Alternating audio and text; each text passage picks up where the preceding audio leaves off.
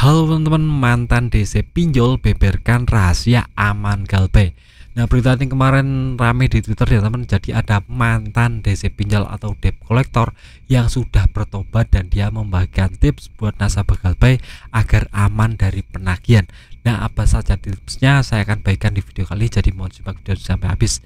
Nah, yang pertama tips dari dia adalah debt collector tidak akan pernah menagih orang yang domisilinya jauh dan hutangnya cuma sedikit. Nah, domisili jauh itu maksudnya gimana? Domisilinya jauh itu maksudnya dari tempat markas debt collectornya menuju ke tempat itu jauh sekali, misalnya sampai 50 km atau 30 km itu tidak akan pernah dikunjungi karena transport ke situ itu akan memakan biaya yang banyak ya teman. Belum lagi cari orangnya di pegunungan atau pedesaan juga sangat susah sekali. Apakah orang itu ngaco atau tidak, mapnya juga kita tidak tahu. Nanti takutnya debt collector sudah meluangkan waktu datang, meluangkan uang transport ke sana, tapi tahu-tahu orangnya tidak ada, itu sia-sia saja.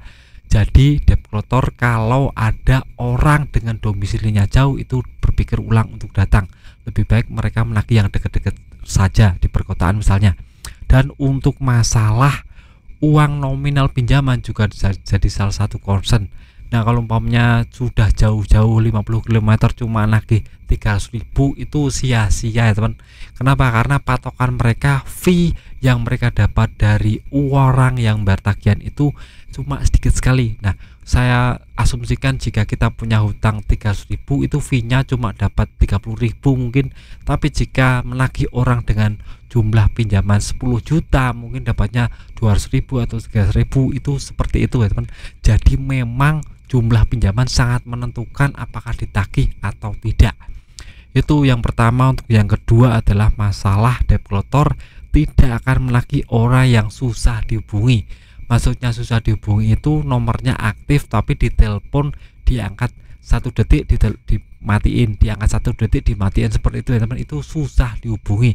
Jadi nomornya masih aktif tapi susah dihubungi, itu lebih sulit daripada nomornya tidak aktif. Kalau tidak aktif kan bisa langsung ke sana atau ke rumahnya teman, tapi kalau nomornya aktif tapi dihubungi cuma diangkat 1 detik 2 detik dimatikan, seperti itu, di reject, itu akan menyulitkan debt collector. Karena biasanya orang yang seperti itu cuma orang main-main alias mengisi datanya tidak valid. Jadi debt collector akan berpikir ulang untuk datang ke rumah orang tersebut karena ya mungkin ngisi datanya tidak valid. Kalau datang pun alamatnya cuma alamat palsu, jadi mereka berpikir ulang masalah itu.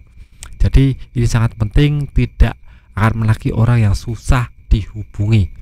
Nah, untuk yang terakhir, debt collector tidak akan menagih ke sesama debt collector atau preman. Nah, ini karena kita tahu yang melakukan pinjaman online itu ada debt collector sendiri. Jadi ada teman dari debt collector, jadi ada perkumpulan debt collector. Debt collector itu juga punya cabang, punya orang-orang yang dikenal seperti itu teman. Jadi mereka ada suatu komunitas seperti itu. Jadi jika umpamanya debt collector itu melakukan pinjaman online dan tidak dibayar, itu juga mereka akan ditagih oleh debt collector. Jadi kalau ada debt collector yang menagih DC pinjol, mereka tahu sama tahu, jadi tidak akan pernah ditagih.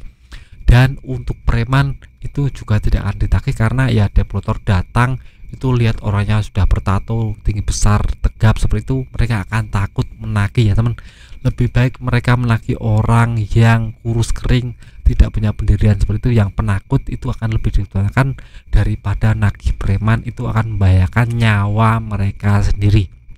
Jadi itu adalah 3 rahasia mantan DC pinjol yang dibagikan agar teman-teman bisa lebih aman dan tahu nih orang yang aman atau tidak untuk Galbay. Nah, itu video singkat dari saya, dengan manfaat, tetap semangat kehidupan yang lebih baik.